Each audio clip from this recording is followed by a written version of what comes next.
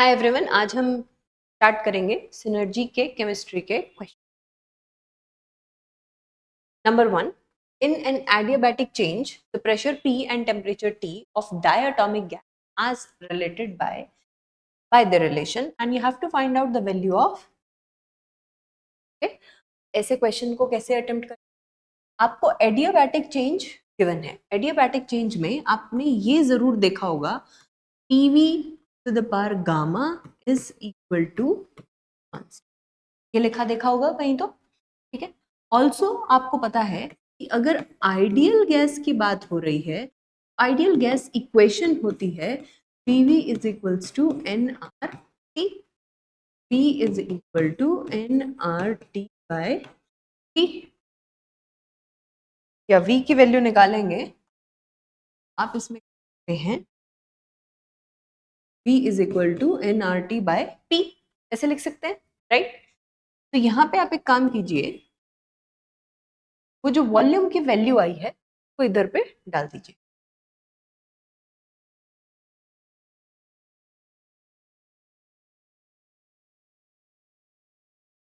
लिख सकते हैं।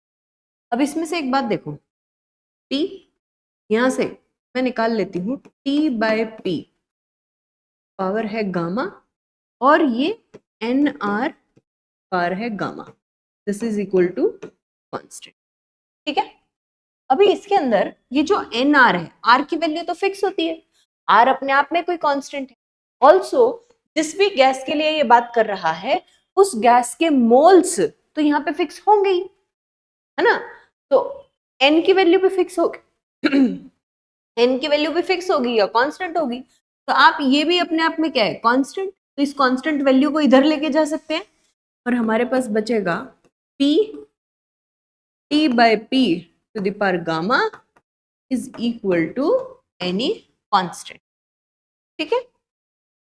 ओके, अभी हम इसको P और ये इसको आप कैसे लिख सकते हो, T to the power gamma and T की पावर गामा। मैंने अलग अलग कर दिया, कुछ नहीं किया मैंने, सिर्फ P को P के नीचे लिखा है अलग करके, दैट्स इट। अभी यहाँ ऊपर पावर कितनी है बेटा, 1। अगर ये P raise to the power gamma ऊपर जाएगा तो क्या हो जाएगा, मैं इसको ये लिख सकती हूँ, ये पूरा किसके इक्वल है, कांस्टेंट के इक्वल चल रहा है। मैं इसको ये लिख सकती हूँ, दिस इज इक्वल टू, क्या लिख लीजिए, P to the power 1 minus gamma T to the power gamma is equal to constant। लिख सकते हैं ना ऐसे, ये कुछ नहीं किया, गामा ऊपर ले गए, सिर्फ 1 माइनस गामा, सिंपल गामा था ही, ओके। अच्छा ऐसे लिख सकते हैं। अभी जो रिलेशन हमें दिया है वो किसका था, P और T का था, तो T को एक बार उधर ले जाए दूसरी साइड में ताकि हम रिलेट कर पाए चीजों को, जो गिवन इक्वेशन है उससे रिलेट करने के लिए। तो मैं क्या करूंगी,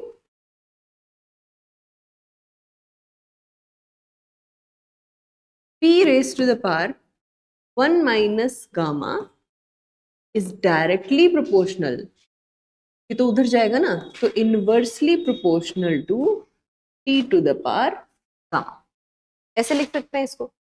अब एक छोटी सी कैलकुलेशन आपको यहाँ ऐड करनी पड़ेगी कि हम दोनों तरफ जो पावर्स हैं उनको डिवाइड कर रहे हैं बाय 1 माइनस गामा। की पावर भी ऐसे हुई, इस पूरे की पावर भी 1/1 माइनस, ऐसे लिखती है। ये हमें कैलकुलेशन को फर्दर हेल्प कर देगा। अच्छा अब आगे, ये तो 1 minus gamma 1 minus gamma cut गया, ये कट गए ना ये दोनों,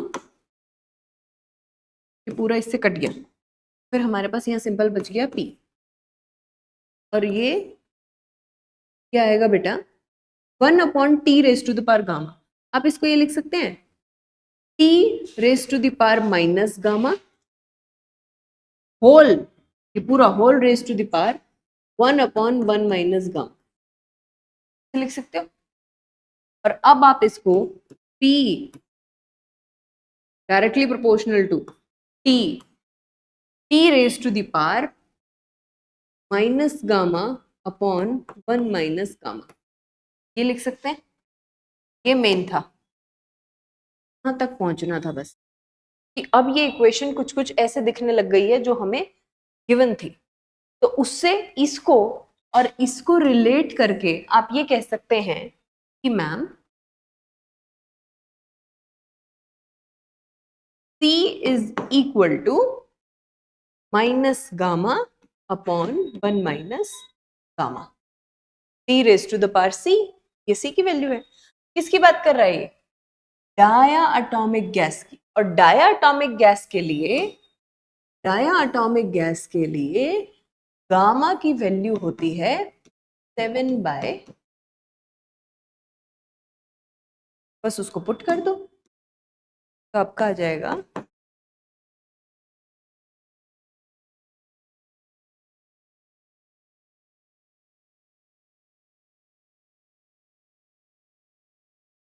ये कितना आएगा, माइनस बाय 5। अब आप इसमें इसको ये कर सकते हो, 5 से 5 कैंसिल होता है, तो आपका आंसर आ गया। ये सिर्फ बेसिक मैथमेटिक्स है जो मैंने किया है। दिस इज इक्वल टू, शुरुआत से देखो, simple, PV raise to the power gamma is equal to constant होता है। आपने वी वॉल्यूम की वैल्यू आइडियल इक्वेशन से निकाल करके इसमें डाल दी, उसके बाद आपने जो कांस्टेंट था उसको अलग ले लिया, टीपी को अलग ले लिया, कांस्टेंट उधर ले गए, ये सिंपल इक्वेशन बची। पी की टर्म्स, प्रेशर की टर्म्स एक साथ कर ली, टेम्परेचर अलग कर दिया। जब प्रेशर की टर्म्स है उसके ऊपर गामा आ गया, टेम्परेचर की टर्म पे गामा आ गया। कोरिलेट करने के लिए मेन इक्वेशन के साथ आपने इसको, प्रेशर को एक साइड, प्रोपोर्शनैलिटी का साइन और टेम्परेचर को दूसरी साइड रख लिया। फिर एक छोटी अजम्पशन हमने करी कि दोनों की पावर्स को वन, मतलब यहाँ पे जैसे इस पावर को डिवाइड कर दिया 1 माइनस गामा से, यहाँ पूरे को मल्टीप्लाई कर दिया 1 अपॉन 1 माइनस गामा से। ये कट गया, प्रेशर आ गया, ये टेम्परेचर, इसमें गामा, इसका थोड़ा सा मैथमेटिक्स वो करा। तो अब हमें यहाँ से इसको और इसको कोरिलेट करने पे पता चला कि C is equals to this value, या गामा की वैल्यू आपने पुट करी। क्यों? क्योंकि डायटोमिक गैस गिवन है, ये आपको लर्न होना चाहिए कि डायटोमिक गैस के लिए वैल्यू 7/5 होती है। इसको पुट किया, C की वैल्यू आ गई। That's it. Next question, the number of sigma and pi bonds in CH3CN। Structure कैसे होता है? कार्बन H H, ये हो गया। अब जितने भी सिंगल बॉन्ड होते हैं वो सिग्मा बॉन्ड होते हैं।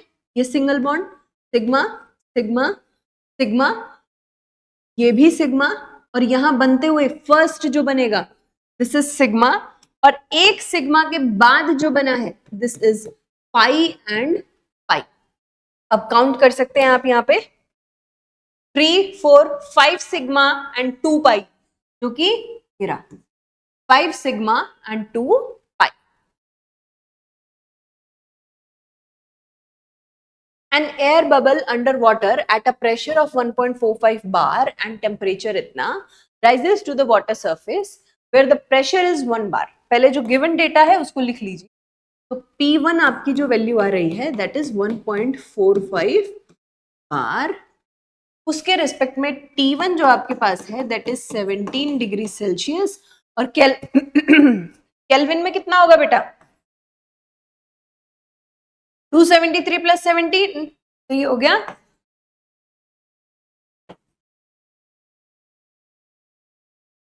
290 केल्विन। ठीक है, to the water surface where the pressure is 1 bar, ये next pressure P2 is 1 bar and T2 is, and temperature 27 degree Celsius. 27 degree Celsius का मतलब हुआ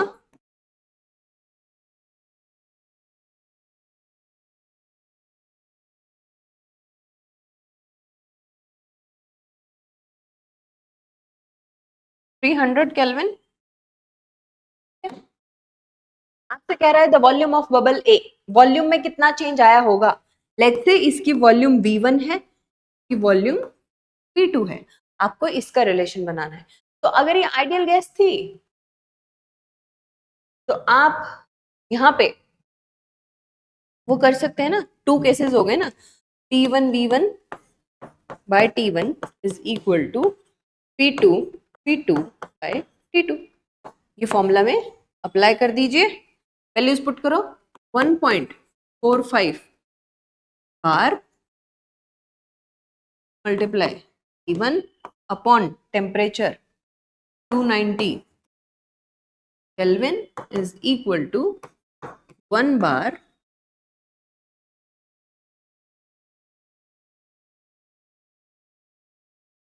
P2। ये मैंने सिर्फ वैल्यूज पुट करी है और मैंने कुछ नहीं किया इसमें, ठीक है। अब इसको कर लो, V1 इज इक्वल टू, ये 1 की तो कोई वैल्यू है नहीं, 1/300 और ये कितना है मल्टीप्लाई 290 ऊपर चला जाएगा अपॉन 1.45 नीचे आ जाएगा मल्टीप्लाई बाय V2। इसको जब आप सॉल्व करेंगे तो ये वैल्यू आपकी 1.5 के आसपास आएगी, आसपास क्या आएगी, V1 is equals to 1.5 V2। Okay, तो यहां से आप देख सकते हैं increases by a factor of 1. Simple था, बस आपको फॉर्मूला पहचान में आना चाहिए। Reversible under strict thermodynamic conditions, reversible under strict thermodynamic conditions means the reaction can proceed in either direction simultaneously so that a dynamic equilibrium is set up. Reaction in both direction proceed with a decrease of free energy, which is possible only if the free energy of the system is minimum. A process for which the free energy of reaction del RG, ये equation।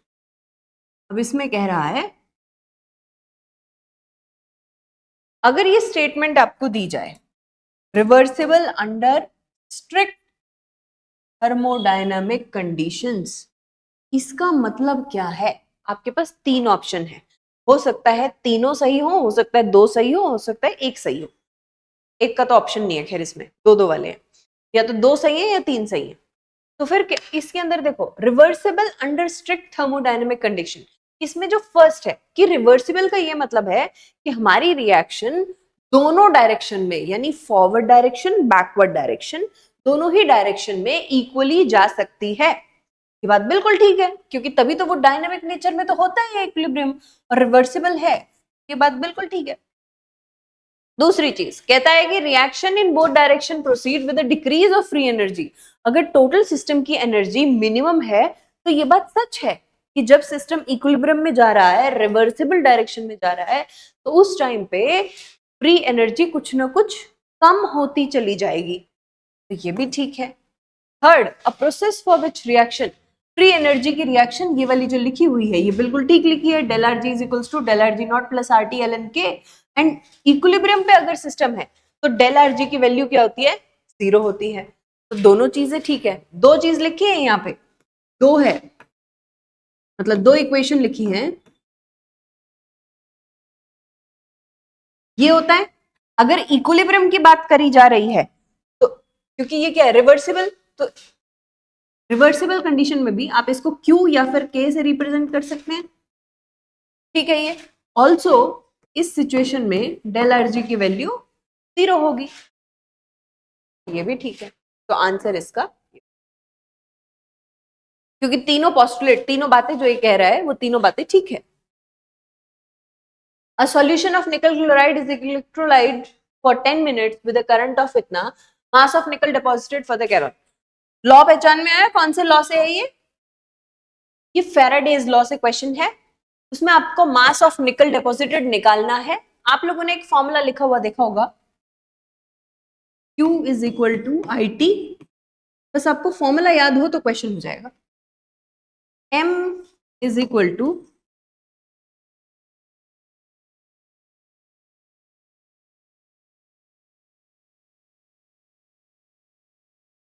ये 2 formulas यहाँ put होंगे। पहले कैसे, a solution of निकल chloride electrolyte for 10 minutes, time आपको दिया हुआ है, विद अ करंट ऑफ इतना, तो Q की वैल्यू निकाल लो।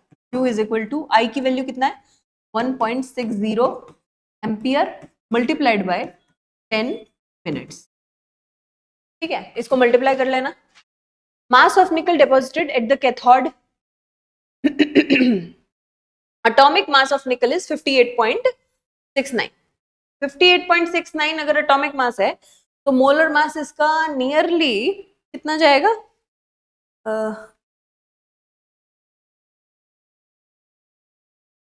निकल की बात हो रही है। हाँ, तो आप ऐसे कर सकते हैं इसको, वहां से क्यों निकला वो जो भी है इसको पुट कर लो।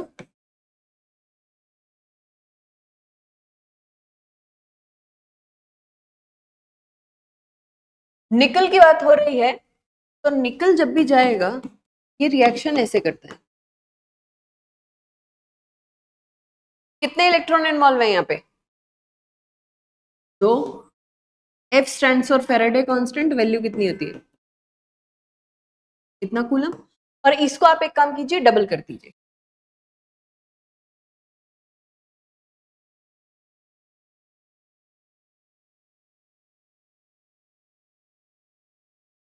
बस अब आप इसको सॉल्व कर लीजिए, यहां से आपका आंसर आ जाएगा। एक चीज और, यहाँ आपको ये करने की जरूरत नहीं है, आप इसको, क्योंकि हम यहाँ पे नॉर्मल एटॉमिक मास भी तो ले सकते हैं, इसकी जरूरत नहीं है, मोलर मास की जरूरत नहीं है, आप इसको डायरेक्ट ले सकते हैं और आपका फाइनल आंसर इसमें ये आ जाएगा। इसको बस सॉल्व कर लेना तो आ जाएगा, ये चाहो तो करके देख लो, हो जाएगा ना।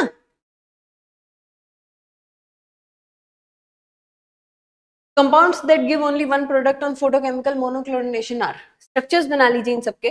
साइक्लोहेक्सेन 1, ये कुछ ऐसा बनेगा। साइक्लो और हेक्सेन 6 कार्बन है।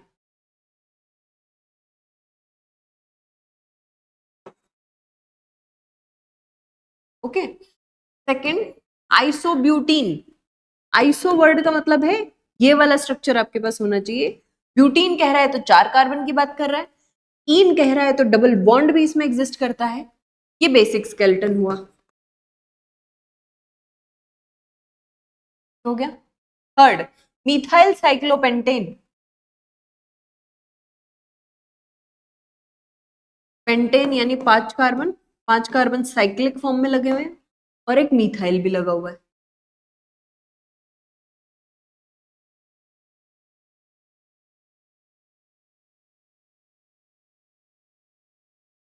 नियोपेंटेन,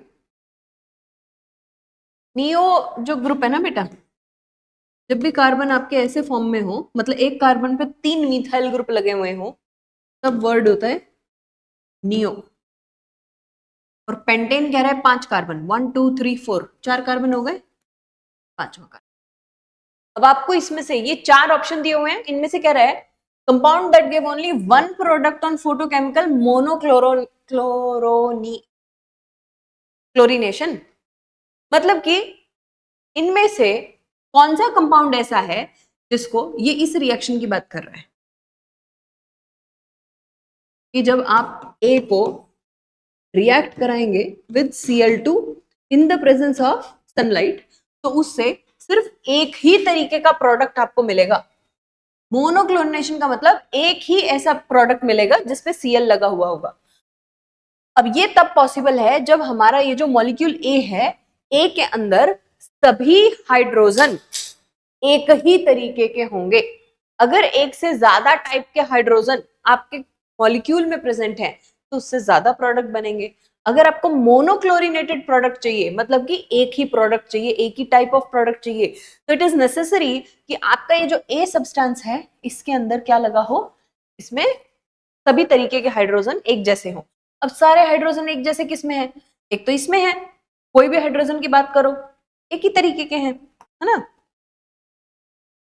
इसमें अगर हम बात करें तो अलग अलग है कि ये जो है CH3, ये CH3, इसके हाइड्रोजन में ये दोनों हाइड्रोजन एक तरीके के हैं बट ये अलग है, डबल बॉन्ड से जुड़ा है, वो CH3 है। यहां बात करें तो ये तो CH3 है, ये अलग है, ये CH2 है, ये अलग है, ये CH है, ये अलग है। Many type of hydrogen are present. यहां अगर हम देखें तो सारे हाइड्रोजन यहां भी एक ही तरीके के हैं, सभी CH3 हैं, तो हमारे पास जो फाइनल आंसर है दैट इज 1 and 4, ये वाला। आपका 1 और आपका 4, इनको अगर आप रिएक्शन देंगे तो ये एक ही तरीके का प्रोडक्ट बनाएगा। क्या प्रोडक्ट बनेगा इनका, बना लें एक बार। इसमें अगर हम करें Cl2H तो आपके पास ये मिलेगा। इसमें भी अगर आप करा देते हैं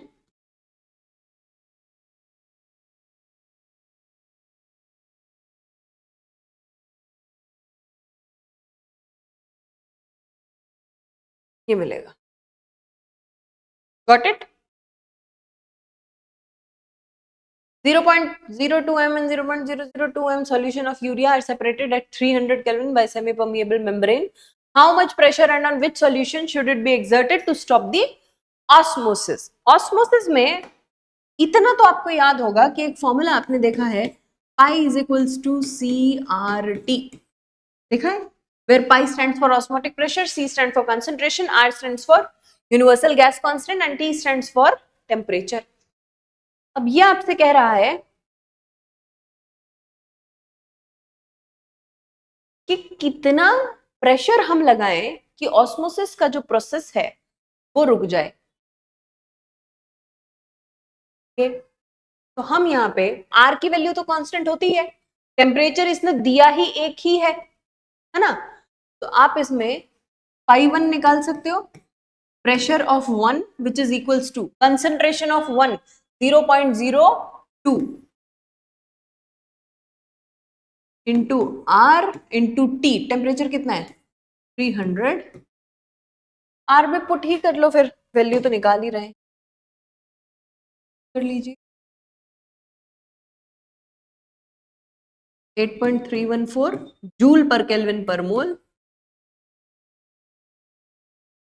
सिमिलरली आप चाहें तो पाई 2 निकाल सकते हैं, pressure exerted by 2 that is इस कंसंट्रेशन के साथ 0.002 मल्टीप्लाई 8.314 300 केल्विन, हो गया। अभी आपको कितना प्रेशर हम लगाएं, ये जो कितना प्रेशर वाली बात है, इनकी आपको एग्जैक्टली वैल्यू निकालनी पड़ेगी। पहले इनकी वैल्यूज कुछ ऐसे आएंगी बेटा। एक चीज और हमें करनी पड़ेगी, यहां हमें ये जो प्रेशर गिवन है ये एटीएम में गिवन है, और एटीएम के लिए आपको इसको ये जो है यहां लिख देती हूँ,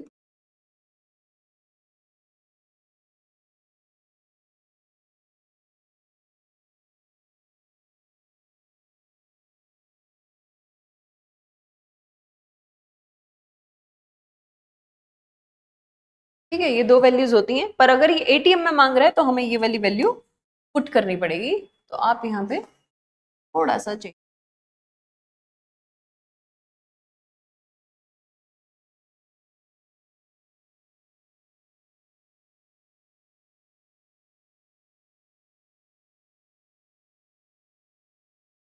अब आपके पास दो वैल्यूज आ जाएंगी, मतलब निकालो इसको P1 और P2, पाई 1 एंड पाई 2।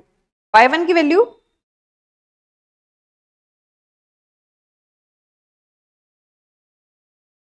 कितनी आनी चाहिए, और पाई 2 की वैल्यू बस ये एक डेसिमल का फर्क है, बाकी तो सेम है, इतना आना चाहिए। अब इन दोनों का जब आप डिक्रीज कर देंगे ना, इनका वो निकाल लेंगे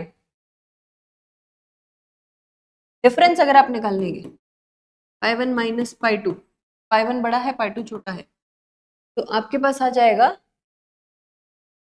कर लो,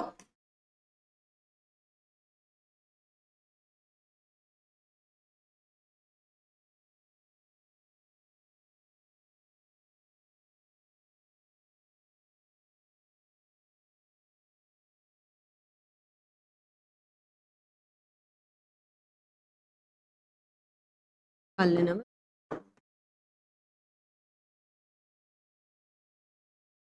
ये आएगा आपका प्रेशर। अब इस प्रेशर के साथ भी ये भी है और ये भी है, यहाँ पे अब हमें साथ में बताना है which solution should be on which solution it should be exerted, किस सॉल्यूशन पे हम इसको एक्सर्ट करें, किस सॉल्यूशन पे आप प्रेशर लगाएं। तो प्रेशर लगाएंगे किस पे, जो हाइयर वाला होगा। अब हाइयर वाला कौन सा है 0.02 या फिर 0. 0.002. तो which is greater? The greater one is 0.02. मतलब ज्यादा प्रेशर, इसको करेंगे। दो बातें हुई है यहाँ पे, एक आपने प्रेशर निकालना था पहले, दूसरा आप अटकते हैं कि हमें ये अप्लाई किस पे करना है, कम कंसंट्रेशन वाले पे या हाइयर कंसंट्रेशन वाले पे। जितनी जीरोस लग रही हैं, ये वैल्यू ध्यान से देख लेना, 0.002 मतलब ये लो कंसंट्रेशन है, 0.02 ये हाइयर कंसंट्रेशन है। जब भी प्रेशर लगेगा ऑस्मोसिस को रोकने के लिए, तो वो किस पे लगेगा? Higher concentration.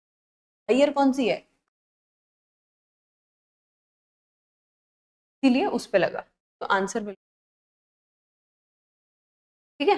वो थोड़ा डेसिमल की वजह से मतलब थोड़ा ध्यान से करना है ऐसे क्वेश्चन को जब डेसिमल हो, क्योंकि वैल्यू एग्जैक्टली सेम दे रखी है, यहाँ भी वैल्यू सेम आ रही है, डेसिमल में ही थोड़ा कंफ्यूज कर रहा है बस। Compound X having formula C4H10O reacts instantly with cold concentrated hydrochloric acid in the presence of anhydrous ZnCl2. ये पहचानने वाली बात थी।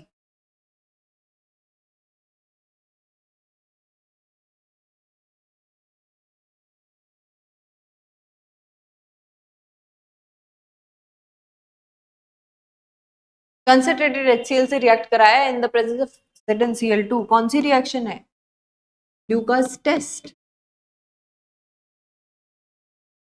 To form a compound Y, और उसमें कह रहा है इंस्टेंटेनियसली रिएक्शन हो गई, मतलब बहुत तुरंत रिएक्शन हो गई और उसने बनाया कंपाउंड Y।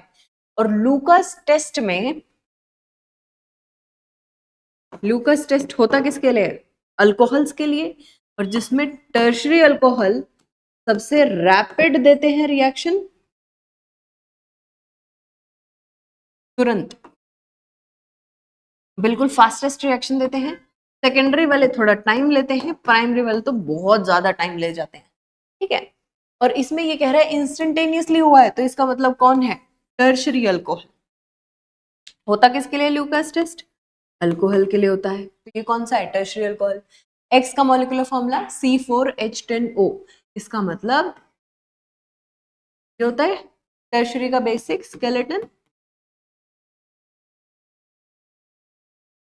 अब आप काउंट कर लो, 4 कार्बन, C4H10, 3 3 3 9 + 1 10 और एक ऑक्सीजन, यानी X जो कंपाउंड है हमारे पास वो यही है। X क्या है? Tertiary alcohol. इसको अगर आप करवाएंगे एनहाइड्रस ZnCl2 से एंड कंसंट्रेटेड HCl से, तो ये क्या करेगा? इमीडिएटली रिएक्शन दे देगा और कंपाउंड Y बना लेगा। अब कह रहा है reaction of compound Y with sodium ethoxide would give mainly, इसको अगर आप सोडियम इथोक्साइड से कराएंगे, इससे बनने वाला प्रोडक्ट, अब पहले आपको ये मालूम होना चाहिए कि इससे प्रोडक्ट बनेगा कौन सा। तो लूकास टेस्ट के प्रोडक्ट हम पहले टेस्ट देख लेते हैं, उसके बाद बाकी देख लेंगे। इसमें सिंपल है, दिस ऑन रिएक्शन विद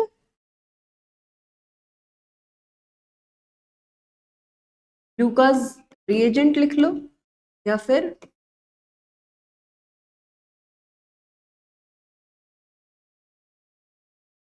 ये लिख लो, दोनों में से कुछ भी लिख लो, होता कुछ नहीं है, सिंपल, ये यहां से हट जाएगा,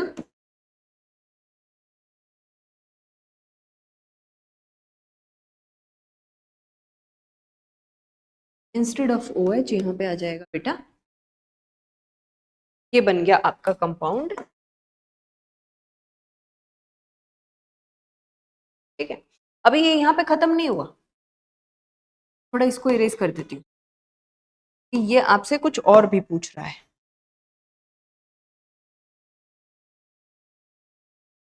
वाई हमारे पास ये है,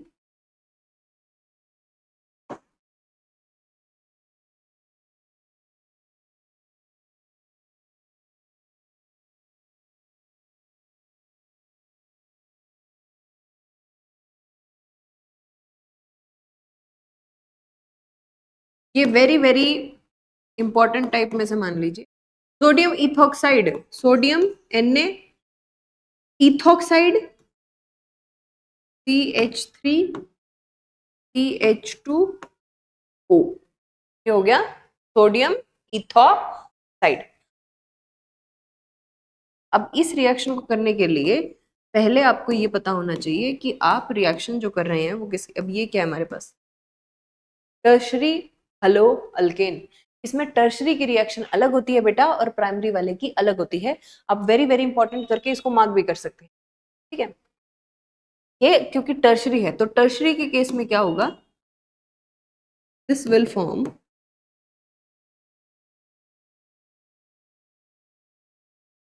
यहाँ से Cl जो है ये हट जाएगा, NaCl बाहर हो जाएगा और यहाँ पे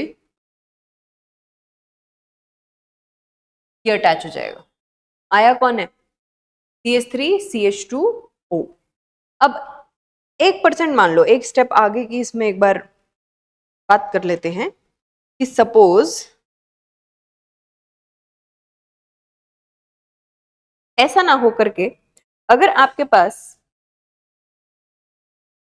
प्राइमरी होता, मतलब ये जो है ये टर्शरी ना होकर के प्राइमरी होता, तो क्या होता, अगर ये टर्शरी ना होकर के प्राइमरी होता तो इस रिएक्शन में यहाँ पे तो ऑक्सीजन आया है साथ में लगाए और वहां क्या होता, ये ऑक्सीजन को लेकर के चला जाता, फिर ये नहीं होता, ठीक है। पर जो हमें दिया था वो कौन सा दिया था, टर्शरी ही दिया था, तो स्टार मार्क कर लेना। लूकास टेस्ट पहला स्टेप ये था कि लूकास टेस्ट में टर्शरी अल्कोहल इमीडिएटली देगा। यहां से हमें पता चला क्योंकि इंस्टेंटेनियसली उसने दिया है, तो इंस्टेंटेनियसली ने बताया कि टर्शरी की बात कर रहा है, तो लेकर के टर्शरी बना दिया, यहाँ से बना प्रोडक्ट वाई। अब वाई को किसके साथ करा है, सोडियम इथोक्साइड। अब ये जो वाई है ये अपने आप में नेचर क्या है, टर्शरी, टर्शरी नेचर का है तो NaCl बाहर जाएगा और बाकी इसके साथ अटैच हो जाएगा। एक स्टेप आगे भी पूछ सकता था ये, जैसे इसमें बोल सकता था ये जो बना है ये बना क्या है बेटा, ईथर फॉर्म हुआ है ना, तो इसका नाम भी बताना है हमें, 2-इथॉक्सी 2-मिथाइल प्रोपेन, 2-इथॉक्सी 2-मिथाइल प्रोपेन, 2-मिथाइल प्रोपीन, प्रोपीन तो है नहीं तो ये कैंसिल हो गया, 2-इथॉक्सी ब्यूटेन ये भी नहीं हो सकता, और ब्यूटूइन ये भी नहीं हो सकता, ब्यूटूइन क्योंकि डबल बॉन्ड कहीं है नहीं, इथॉक्सी 2-मिथाइल प्रोपेन, क्योंकि ये देखो ये हो गई पेरेंट चेन 1 2 3, 2 पे लगा हुआ है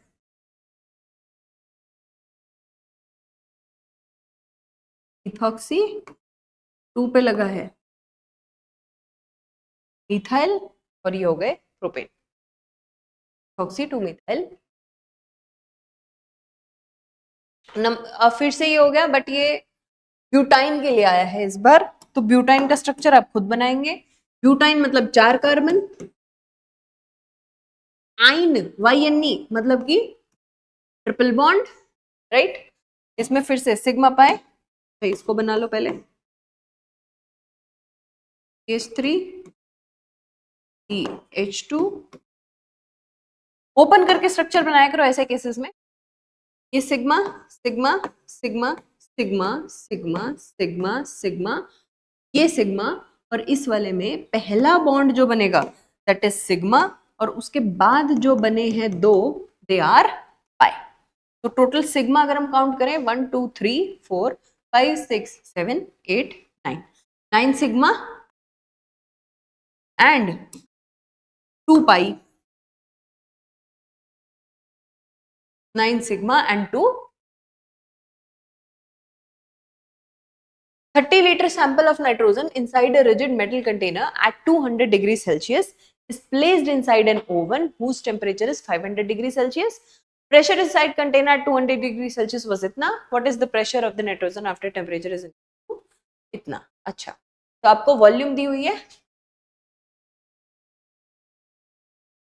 30 liter of nitrogen inside a rigid metal container at 20 degree Celsius, T1 आएगा 3 डिग्री, 200 नहीं है 20 degree Celsius, placed inside an oven whose temperature is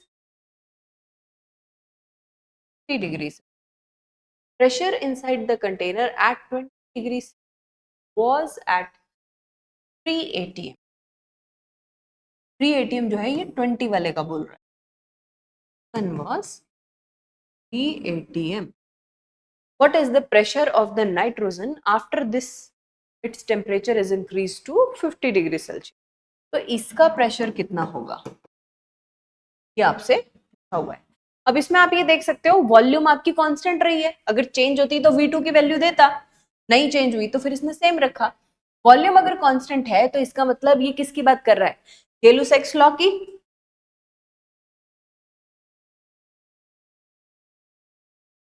under this law हम ये लिख सकते हैं टेम्परेचर एंड प्रेशर, तो हम कह सकते हैं P is directly proportional to T, P1 by T1 is equal to P2 by T2। ये फॉर्मूला अप्लाई करना है। 20 डिग्री सेल्सियस है, इसका मतलब 273 प्लस 20 यानी कि 293 केल्विन। 50 डिग्री सेल्सियस है जो 7 5 12 का 2 बन गया ऊपर 320 केल्विन। ये आंसर्स आप डिग्री सेल्सियस में कैलकुलेट नहीं करेंगे। P1 की वैल्यू कितनी है, P1 by T1 multiply by T2 is equal to P2, यही है। T2 is equal to P1 की वैल्यू कितनी 3 एटीएम अपॉन T1, T1 की वैल्यू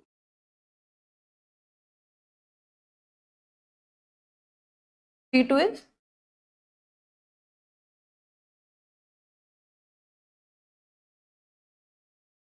कर लीजिए आप सॉल्व, तो ये आएगा 3 multiply by 320 that is 3.27 ATM। आप ये वाले को टिक कर सकते हैं क्योंकि बाकी सबकी वैल्यूज तो वैसे ही अलग है। ओके, सिंपल गेलुसैक्स लॉ था, डायरेक्ट फॉर्मूला अप्लाई था। बाकी for the process to occur under adiabatic conditions the correct condition is, adiabatic में Q is kept constant या heat वहां पे क्या हो जाता है, change in heat is 0। Which of the following compound does not undergo aldol condensation? aldol condensation के लिए एक कंडीशन होती है कि आपके पास alpha hydrogen should be present. तो इनका स्ट्रक्चर बना लेते हैं। एसिटल्डिहाइड, एसिटल्डिहाइड यानी कि CH3CHO। प्रोपेनल, प्रोपेनल, प्रोपेनॉन,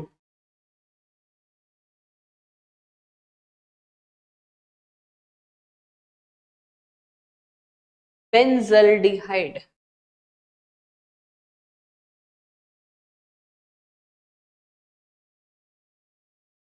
ये हो गए।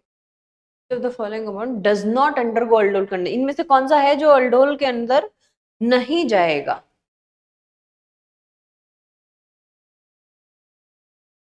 तो आप अल्फा देख लो, बस पकड़ लो अल्फा को। देखो ये तो मेन है, ये भी मेन है, ये अब इसमें जो साइड वाला होता है वो अल्फा ढूंढना है, भी ये मेन है। तो इनके रिस्पेक्ट में अगर आप देखेंगे तो ये है अल्फा, ये है अल्फा, ये है अल्फा। इसमें इसमें आपको देखना पड़ेगा स्ट्रक्चर को ओपन करके क्योंकि ये ऐसे है।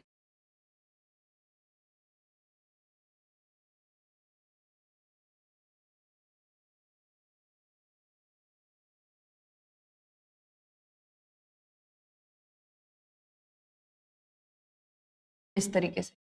तो अब अगर आप यहाँ देखो ध्यान से, ये हो गया CHO, इसके साथ जो कार्बन लगा है इसके पास हाइड्रोजन है ही नहीं, यानी यहाँ पे अल्फा हाइड्रोजन प्रेजेंट ही नहीं है, अल्फा हाइड्रोजन एब्सेंट। तो ये रिएक्शन नहीं देगा और यही है आंसर। बेंजल्डिहाइड अल्डोल कंडेंसेशन नहीं देगा, क्यों? क्योंकि इसके पास alpha hydrogen present. A base according to Bronsted concept is a substance which can, Bronsted ये कहता है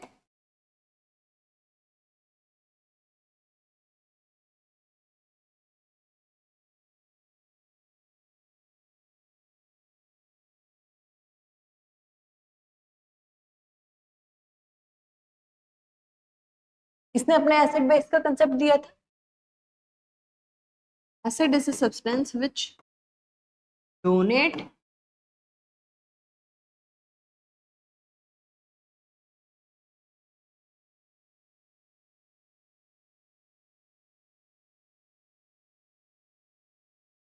base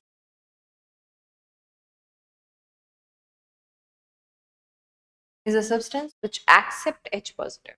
H positive क्या है? प्रोटोन आएगा, which accept, which of the following is not a redox, में से कौन सी है जो कि redox रिएक्शन नहीं है? देखो redox रिएक्शन क्या होता है? redox का मतलब है इसमें रिडक्शन एंड ऑक्सीडेशन साइमल्टेनियसली हो रहे हो। अब इनमें अगर आप देखोगे, फर्स्ट वाली से शुरू कर लेते हैं। फिर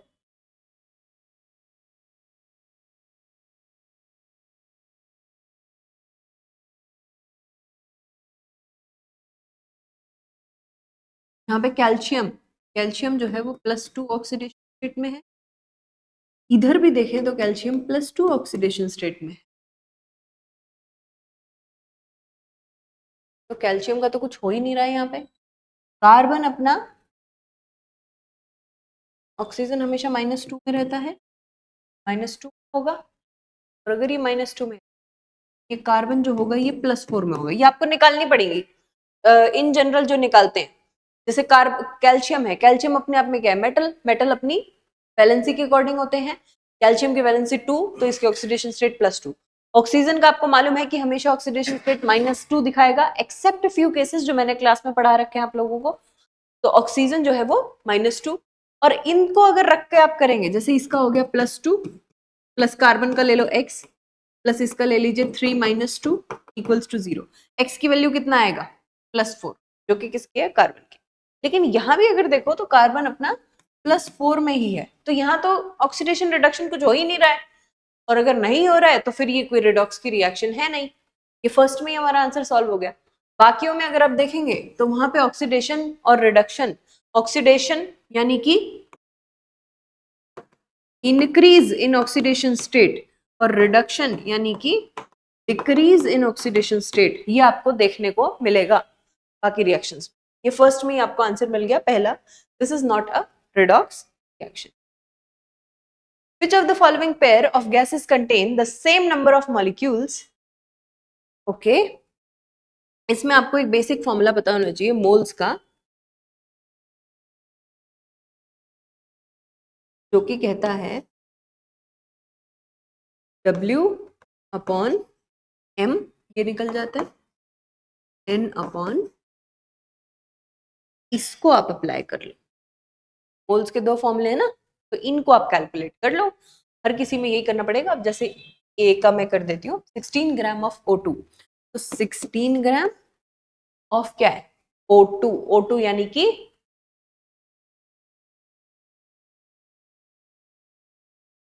O2 का मतलब हुआ बेटे, एक ऑक्सीजन का कितना? 16, 2 का कितना हुआ? 32, कितना multiplied by Na। These are the number of molecules of O2। और 14 ग्राम ऑफ N2, N2 का कितना आएगा?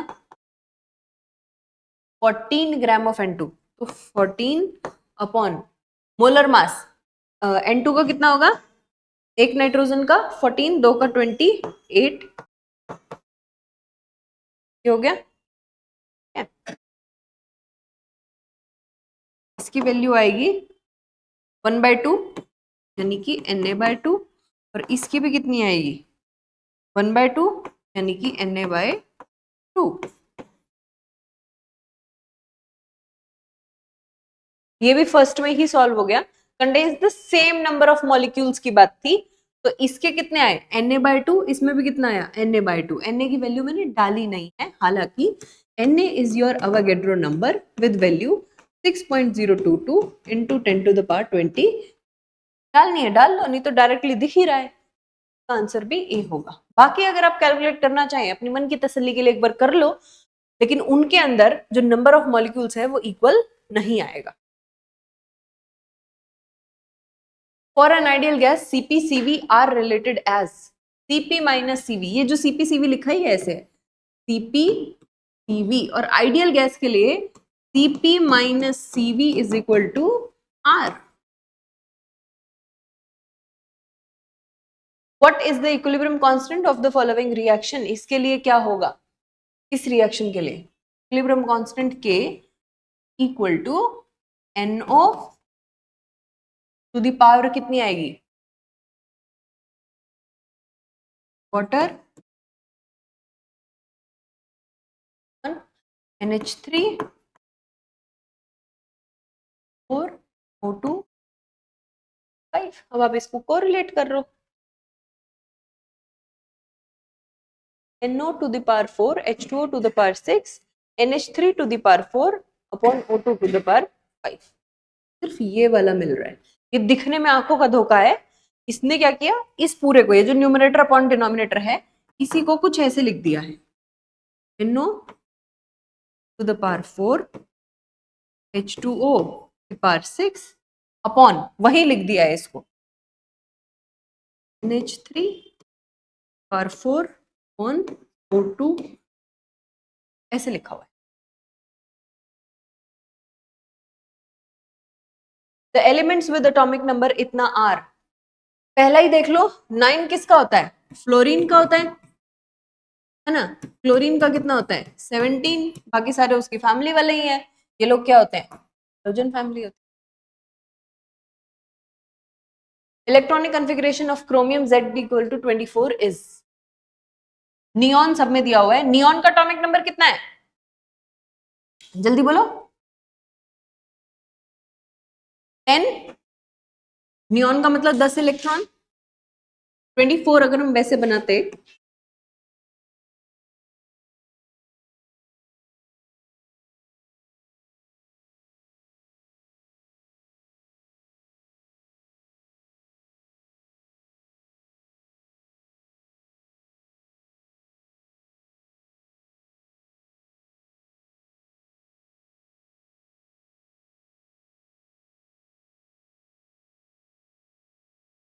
होता,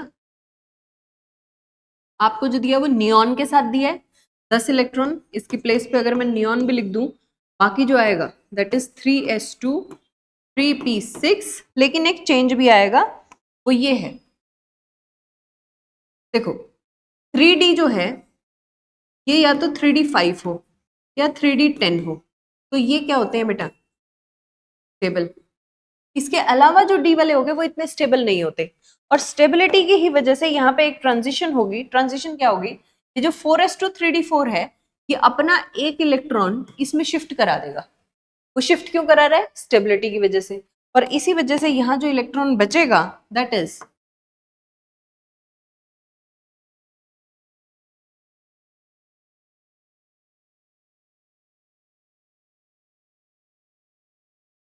4s1 3d5, ये होगी। इसने जो लिख रखा है, इसने डी पहले लिख रखा है, एस बाद में लिखा है, कोई बात नहीं, ये वाली है। आप थोड़ा शिफ्ट करके लिख सकते हैं इसको, Ne 3s2 3p6, इसको पहले लिख दो 3d5 4s1, क्योंकि जो नंबर होता है ना 1 2 3 4, उसमें अरेंज करते हैं इसको, 3 वाले को पहले लिखेंगे 4 वाले को बाद में। ये लिखने का तरीका होता है एनर्जी लेवल के according. Last question, which one of the following are the dimensions of cubic crystal. तो क्यूबिक क्रिस्टल जो है, अब इसके लिए आपको 7 क्रिस्टल लैटिस की पूरी एक टेबल होती है, जिसको मैंने आपको क्लास में याद कराया था कि एक पैटर्न में कैसे याद करेंगे। वो याद होनी चाहिए, जिसमें इनिशियल जो शुरू ही कहां से होती है, वो टेबल शुरू ही इससे होती है।